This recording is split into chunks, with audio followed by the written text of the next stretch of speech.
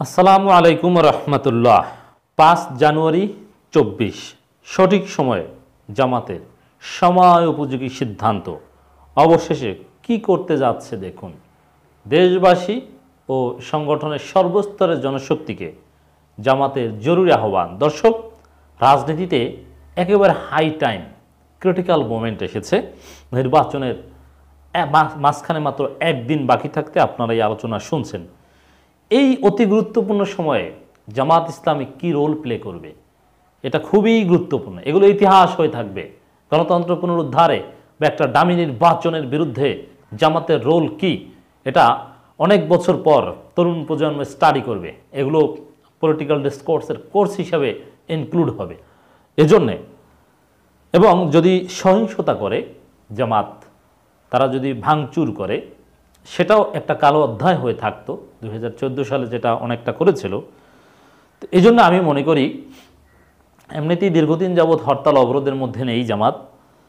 তো এখন এই সঠিক সময় এসে জামাত ইসলামী সময় উপযোগী সিদ্ধান্ত নিতে পেরেছে। জামাত যদি একেবারে হরতাল অবরোধ মুক্ত থাকতো, নিছক লিফলেট বা এগুলোর মধ্যে সীমাবদ্ধ থাকতো, তাও আবার একটা দুর্বলতার বহিঃপ্রকাশ ছিল। আবার অতিমাত্রায় হরতাল অবরোধ করলে তাও আবার অতিরিক্ত হতো। এজন্য দুইটার কম্বিনেশনে একেবারে সঠিক সময় উপযোগী সিদ্ধান্ত নিয়েছে। এর মানে বিক্ষোভ, লিফলেট বিতরণ, জনসচেতনতা সেটাও আছে, আবার শান্তিপূর্ণ হরতাল, অশান্তি বিশৃঙ্খলা ভাঙচুর নয়। এমনকি নির্বাচনের দিন সংঘাত সহিংসতা এড়িয়ে চলার নির্দেশনাও জামাতের পক্ষ থেকে আছে। কোনো মারামারি করা যাবে না, শান্তিপূর্ণ হরতাল জাস্ট, সেটাও করেছে। এর মানে মধ্যম পন্থা বলতে যা বোঝায় কঠোরতা এবং কিছু ধীরতা, মধ্যম মানের একটা পথ চলা এখানে জামাত ইসলামী দেখতে পাচ্ছি।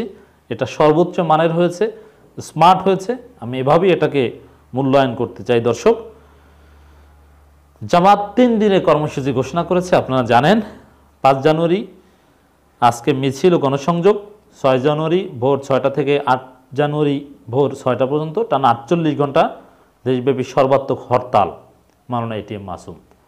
এখন নির্বাচনের দিন বা নির্বাচনের আগে পরে যদি এরকম একেবারে হরতাল মুক্ত থাকতো, তাও আবার রাজনীতিতে তাদের গুরুত্ব বা বেশি দুর্বলতা প্রমাণিত হতো। এজন্যে এতদিন হরতাল টরতাল এগুলো না করে শক্তি সঞ্চয় করে, জনগণকে সংগঠিত করে, জনগণকে সচেতন করে, জনগণকে নিয়ে স্বতঃস্ফূর্ত হরতালের একটা গ্রাউন্ড তৈরি করে, জোরপূর্বক হরতাল নয়, শান্তিপূর্ণ হরতালের একটা গ্রাউন্ড তৈরি করে হরতালের ডাক দিয়েছে। এটা হচ্ছে পারফেক্ট সিদ্ধান্ত। প্রহসনের নির্বাচন বর্জন ও ভোটদান থেকে বিরত থাকার আহ্বান জানিয়ে 3 দিনের কর্মসূচি ঘোষণা করে বাংলাদেশ জামাত ইসলামী ভারপ্রাপ্ত সেক্রেটারি জেনারেল মাওলানা এটিএম মাসুম এক বিবৃতি প্রদান করেন এবং তিনি বলেন, 2024 সালের শুরুতেই আওয়ামী লীগ সন্ত্রাসী, নৈরাজ্য ও ষড়যন্ত্রমূলক মামলার রায় ঘোষণার মাধ্যমে যাত্রা শুরু করেছে। মানে ডক্টর ইউনূসের বিরুদ্ধে রায়ের কথা বলেছে। 7 জানুয়ারি প্রহসনের নির্বাচনকে সামনে রেখে ভোটারদের মধ্যে ভয় ভীতি, হুমকি ধামকি, গ্রেপ্তার ও হয়রানি চালিয়ে যাচ্ছে। যশোর পূর্ব সাংগঠনিক জেলা জামাতের আমির মাস্টার নুরুন নবী, পঞ্চগড় জেলার দেবীগঞ্জ উপজেলার আমির জনাব আবুল বাশার পশুনিয়া ও নাটোর জেলার লালপুর উপজেলার আমির মাওলানা আবুল কালাম আজাদ সহ এই বিবৃতি যখন লিখেছে তার 24 ঘন্টার পর্যন্ত, 24 ঘন্টায় লাস্ট 25 জন নেতাকর্মীকে অন্যায়ভাবে গ্রেপ্তার করা হয়েছে। দেখেন, এই 25 জন হয়তোবা এই 25 জন কিন্তু ভোটারদেরকে গ্রেপ্তার করা হচ্ছে। ভোট দেয়া এটা অধিকার, না দেওয়া অধিকার। তো এই 25 জনের যদি কোনো আত্মীয় স্বজন থেকে থাকে, বিশেষ কারণে গোপনে হলেও যদি ভোট দেয়, এরকম ঘটনা ঘটে, আমি জানি, এটা কেউ অস্বীকার করতে পারবে না। যদিও জামাতের লোকজন আত্মীয়তার ঊর্ধ্বে সংগঠনকে প্রাধান্য দেন, ইটস ট্রু, কিন্তু তারপরও অনেক সময় লোকাল অনেক মেকানিজম কাজ করে, অথবা আওয়ামী লীগের কোনো প্রার্থীর প্রতি চরম ক্ষোভ থাকে, সেই ক্ষোভের অংশ হিসেবে তাকে পরাজিত করার জন্য হলেও আওয়ামী লীগের বিপরীত প্রার্থীকে ভোট দেওয়ার একটা মানসিকতা, এটা বিএনপি আওয়ামী লীগ অনেক কী করে। অনেক জায়গায় এরকম খবর আমরা পেয়েছি যে নৌকার প্রার্থীকে হারাতে আওয়ামী লীগের একাংশ, বিএনপির একাংশ একাট্টা এই নির্বাচনে। মানে বিএনপির অনেকে কিন্তু যেহেতু টিকে যাবে বা এমপি হবে, নির্বাচন বর্জন করুক বা না করুক, এর জন্য কোনো ব্যক্তিকে ঠেকানোর জন্য ভোট দিতে চাইলে এটা অধিকার। তো এই যে এখনও গ্রেপ্তার করা হচ্ছে, মানে ভোটারদেরকে গ্রেপ্তার করা হচ্ছে, ভোটারদেরকে ভোট দানের অধিকার থেকে বঞ্চিত করা হচ্ছে।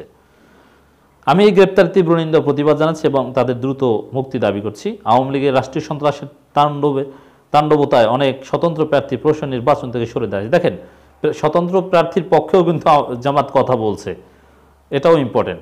সরকার তার সাধারণ নির্বাচনের মাধ্যমে বাংলাদেশে গণতান্ত্রিক বিশ্ব থেকে আলাদা করার প্রক্রিয়া চূড়ান্তভাবে সম্পন্ন করেছে। একজন নির্বাচন কমিশনার তো বলেছেন, অবলীলা বলে দিয়েছেন, বাংলাদেশ বিচ্ছিন্ন হয়ে যাবে সুষ্ঠু নির্বাচন না হলে। আর সুষ্ঠু নির্বাচনের কোনো সম্ভাবনা নেই, সেটা তো আগেই প্রমাণিত হয়েছে। কারণ এই নির্বাচন তো একতরফা, এই নির্বাচন তো ডামি। তিনি আরও বলেন, দেশের বুদ্ধিজীবী সুশীল সমাজ ও রাজনৈতিক দলসমূহের প্রশাসনের নির্বাচন বয়কট করে নির্দলীয় নিরপেক্ষ কেয়ারটেকার সরকারের নির্বাচনের মাধ্যমে জনগণের প্রতিনিধিত্বমূলক সরকারের প্রতি গুরুত্ব আরোপ করে আসছেন, কিন্তু সেদিকে সরকারের কোনো ভ্রুক্ষেপ নেই। প্রত্যেক নাগরিকেরই ভোট দেওয়া বা না দেওয়ার অধিকার আছে। দেখেন, ভোট দেওয়ার অধিকার আছে, অতএব এটা জামাত স্বীকার করে ভোট দেওয়ার অধিকার আছে। অতএব যাদের গ্রেপ্তার করা হয়েছে তাদের ভোট দেওয়ার অধিকার কিন্তু বঞ্চিত করেছে সরকার। এটা ভেরি ইম্পর্টেন্ট। আওয়ামী লীগ প্রশাসনের সহযোগিতায় ভোটারদের ভোট কেন্দ্রে যাওয়ার জন্য চাপ দিচ্ছে ও ভয়ভীতি দেখাচ্ছে।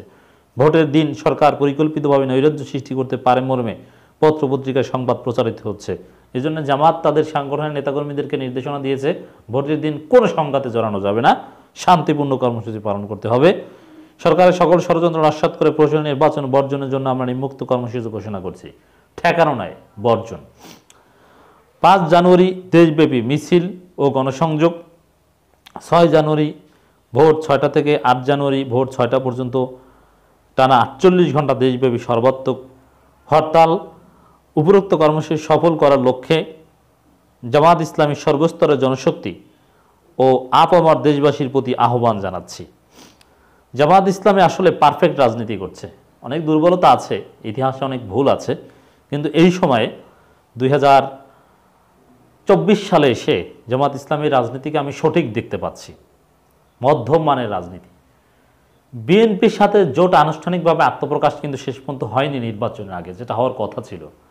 এবং আমি যতদূর জানতে পেরেছি, বিএনপির একটা অংশের যথেষ্ট আগ্রহ ছিল আনুষ্ঠানিকভাবে জোট সামনে আনার, কিন্তু আবার একটা অংশের আপত্তি ছিল যে আস্তে আস্তে আনি। বিএনপি জামাত এক মঞ্চে আসা, যদিও আইনজীবীরা বা বিভিন্ন পেশাজীবী প্ল্যাটফর্মে কিন্তু এক মঞ্চেই আদালত বর্জন বা নানান কর্মসূচি এক মঞ্চে পালন করেছে। তো সেক্ষেত্রে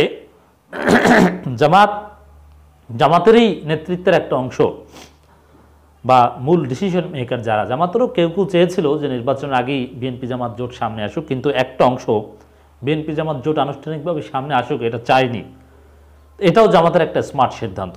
জনগণ চায় একসাথে আসুক, বা আন্দোলন তো একসাথেই করেছে বা কোনো না কোনোভাবে একই ধরনের কর্মসূচিতে আছে, কিন্তু আনুষ্ঠানিকভাবে জোট সামনে আনতে একটু সময় নিচ্ছে। এটাও জামাতের স্মার্ট পলিটিক্স, দূরদর্শী রাজনীতি। তো মোটের উপরে জামাত সময় উপযোগী সিদ্ধান্ত নিয়ে আগাতে পারছে। অ্যাট দি সেম টাইম জনগণের শীতার্থ জনগণের পাশেও আছে, সাংগঠনিক কাজও চালিয়ে যাচ্ছে, স্মার্ট।